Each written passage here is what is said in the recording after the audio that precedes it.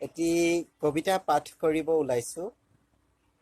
যদি কিবা ভুল ভ্ৰান্তি হয় আপোনালোকে ক্ষমা কৰি দিয়ে যেন। কবিতাৰ শিৰোনাম হৈছে মা।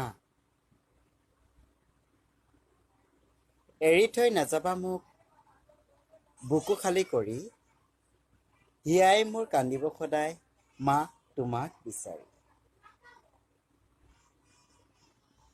মা তুমি মোৰ বুকুৰ মৰম, মোৰ মনৰ দাপোন। তুমি বিনে এই বিশ্ব জগতত নাই মোৰ কোনো আপোন। মা তোমাৰ কথা তোমাৰ ভাষাৰ নাই কোনো তুলনা। মা তুমিয়ে মোৰ জীৱনৰ একমাত্ৰ ভৰসা।